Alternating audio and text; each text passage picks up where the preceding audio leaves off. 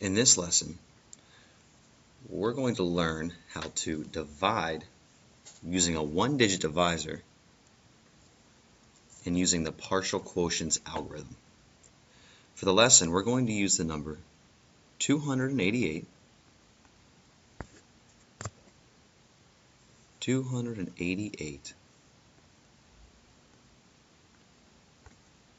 There we go. 288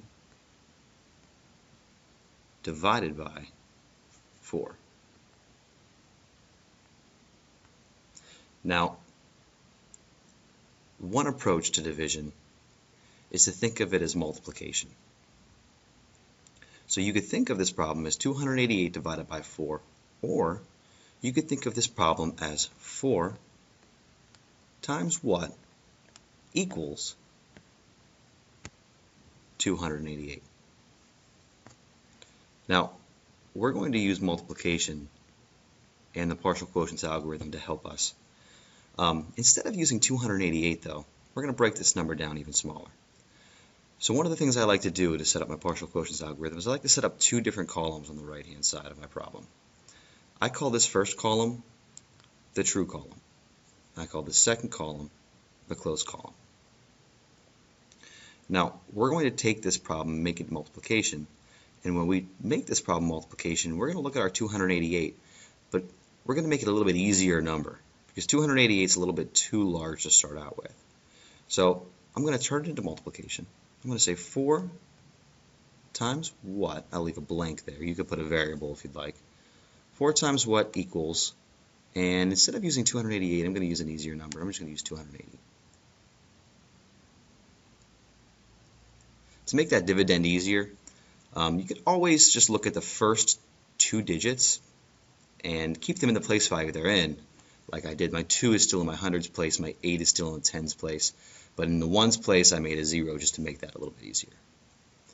So I'm going to think 4 times what equals 280, or 4 times what equals 28. So we know 4 times 7 is 28. So 4 times 7d, if we enter a 0 into the simple problem, would equal 280. Now, let's bring it back here to my true column and make sure that it's true. So let's use the problem that we just made, 4 times 70, and I'm going to underline that 70 because that was the number that we chose to multiply our 4 by. So 4 times 70, I need to put my answer here underneath my old dividend, 280, and we need to subtract to find out how much is left to be divided. So we know that 8 minus 0 is 8, and if we look in our tens place for our subtraction problem, 8 minus 8 is nothing, and 2 minus 2 is nothing, so our subtraction is done. Now we have a new division problem. Now we have 8 divided by 4. Or, like we do for our partial quotients algorithm, we turn that problem around to make it multiplication. So we'll say 4 times what, or times something, equals 8. And now, since our dividend is now 8, or our number being divided is 8, that's an easy enough number. We don't need to change that at all. And we know that 2 will fit into this place.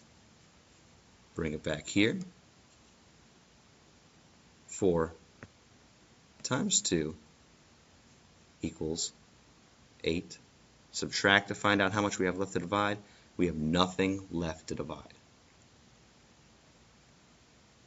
Now, we're not finished.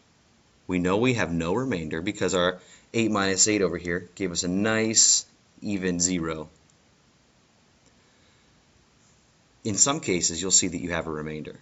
For example, if our remainder had been 2, we would see that 2 is smaller than our divisor, so we are not able to divide, and 2 would be our remainder. But with 8 minus 8, we got that nice 0, meaning no remainder. But we're still not finished. To find our answer, we simply look back into our true column, and we add up the 2 factors we used to multiply. 70 and 2. Your answer will be 72. In some problems, you'll see over here in your close column that your number multiplied by 70 and 2 will not get you exactly the number that you have that you're aiming for. That's why we use the true column to get us close. For example, if our number that we were multiplying by, or our number that we were actually trying to get close to, for example, if this number had been 290, we would still know that 4 times 70 would get us as close as we can to 290, but when we bring it back to our true column, we make that true and we say 4 times 70 actually equals 280. So with this problem, the true and close column was still great to set up our work and make our work nice and neat and remember all of our steps. But when you have problems that will be a little bit more difficult and not fit so evenly with our divisor and dividend, that true and close column really, really comes in handy. So remember to make your problem into multiplication, make your number nice and easy, and also add up the factors that you use to multiply your divisor to find your answer.